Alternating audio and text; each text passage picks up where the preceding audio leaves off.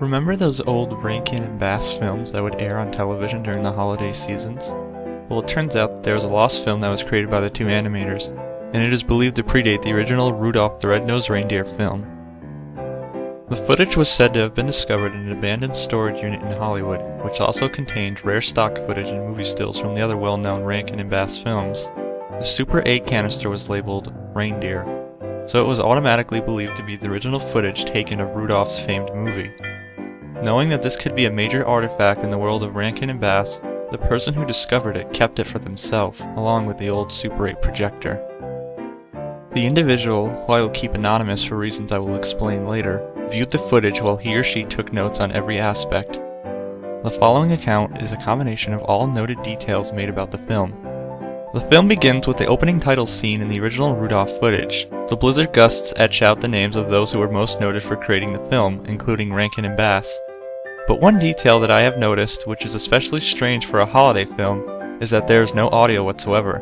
Not even the sounds of the gales could be heard, let alone the holiday music which sets the mood.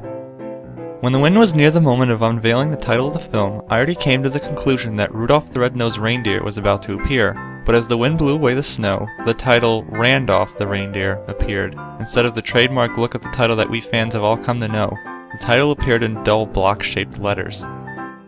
I then knew at this point that I was viewing an entirely different film, but I pressed on, thinking that it was some sort of prototype version of the original Rudolph film and that it was never finished. The snowy winds blow away to reveal an older reindeer, who I assumed to be Randolph, but the most unnerving detail about him is that his fur was completely black instead of the brownish hue given to him in the original film. We see him casually walking through the wintry forest, showing no emotions on his face. He continues to walk until he runs into two other reindeer, one of them looking similar to Fireball.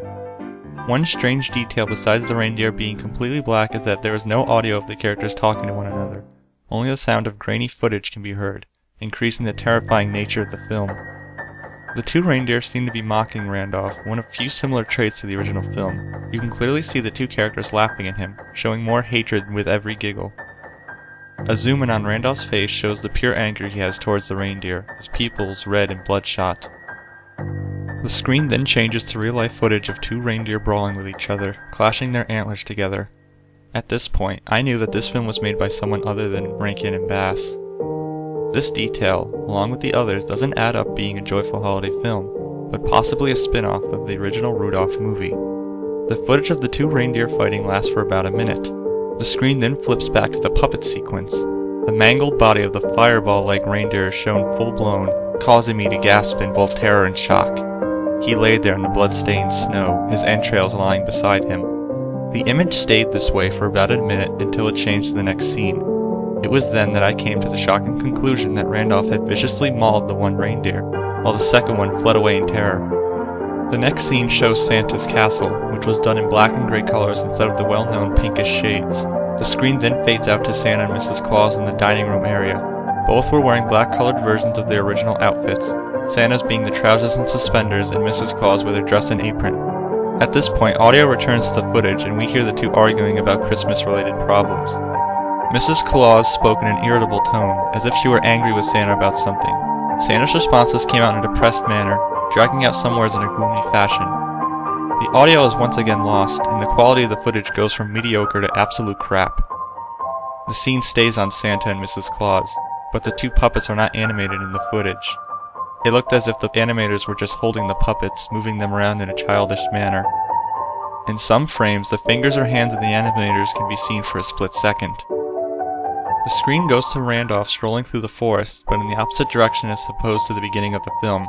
Blood can be seen trickling off his antlers as he leaves bloody hoof tracks in this gate. This scene seems to repeat itself, as if the same footage was used over and over again until the scene changed. But one thing I've noticed is that there are no sign of any of the other forest critters from the original film. Rabbits, seals, raccoon, and even birds could not be seen.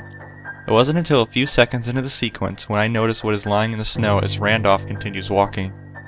As he walks by, the carcasses of birds, rabbits, and raccoons lie in the snow beside him. The most disturbing detail about this is that the bodies appear to have been eaten by something other than an animal. Randolph continues to walk, not stopping even once to notice the bodies beside him. But before the scene changes, I notice something lying next to the last body on the screen. I rewound the footage and nearly vomited. Lying next to the carcass of the rabbit was a knife and fork, both covered in crimson red blood. The scene fades out to the elf workshop, filled with busy elves building toys. A faint bell can be heard and the elves begin to exit the room. We see Hermie about to stand up, but immediately is assaulted by the head elf. He begins screaming at Hermie, but the audio is gone, so all he can make out is the two characters' mouth words. One strange aspect about the head elf is that he looks more primitive, with a shaggy beard and tattered clothes. Hermie sported worn-out clothing as well, and both characters seem to have large scars on their cheeks and hands. At first, I was confused about this detail, thinking that they were errors on the sculpture of their faces. But I then came to the conclusion that sent shivers down my spine. Santa has forced the elves to work non-stop on the toys, and any disobedient elves were whipped. The head elf finished his conversation with Hermie and walks out of the toy shop. Hermie is now alone, a single light shining above his head. For a few seconds he simply stares at the toy train he had been working on before. He then reaches over and grabs a mallet and proceeds to strike the train repeatedly. The screen stays on Hermie as he emotionlessly smashes the train. The camera then zooms in on the train, which has now been reduced to a pile of wooden splinters. Then the scene fades out. We now see Randolph sitting in his cave next to a cardboard box. He simply stares at the opposite wall for a good 5 minutes, blinking. There is no sign of his parents. I could only expect something bad to happen, seeing the nature of this film. I then froze in front of the screen where Randolph picks up a revolver from out of the box. He slowly puts the gun under his chin and pulls back the hammer. The scene changes before he can pull the trigger. A title card appears on the screen stating 4 months later, and we see a large group of elves and reindeer. All elves are wearing black elf uniforms, and we even see a coffin in front of the crowd, containing Randolph. The most eerie aspect about him is that he shows no sign of decomposition, as if he had died the day before. The crowd then lines up and they begin to say their farewells to Randolph. After a few elves pass by, a female reindeer comes up to the coffin and places a blood-soaked antler next to his casket. I assume that she was Fireball's mother, who still grieves over the death of her son. Santa and Mrs. Claus come next, then the head elf, leaving Hermie for last. He steps up to the coffin and begins to say farewell. Near the end of his statement, audio returns to the film. He then bends over the casket and whispers, "There's a storm coming," into Randolph's ear before walking away. The last few seconds of the scene show a zoom in on Randolph's face, which still has a massive hole in his head from where the bullet exited. Then the film ends. Authorities later found the person in his or her home who had apparently gone mentally ill upon viewing the movie. In addition, the phrase, "there's a storm coming," was found written in blood on several walls in the house, and the body of a raccoon was discovered in the individual's bedroom. The actual film itself mysteriously disappeared after its first viewing. To this day, the authorities and psychologists are still unsure what caused the person's symptoms, or more importantly, why.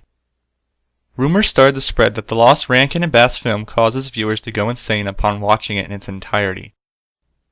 I have the single warning for all of those who are reading this. If you happen to find a copy of this film or the actual reel itself, do not on any circumstances watch it, in hopes to save anyone else from viewing it. As for now, we can only hope that the film is never discovered again. If it is found, however, I can only hope that the individual has read this warning beforehand and will destroy the film out of fear and safety. But if you choose not to heed my warning and you watch the film, I'm afraid to say that it is already too late for you.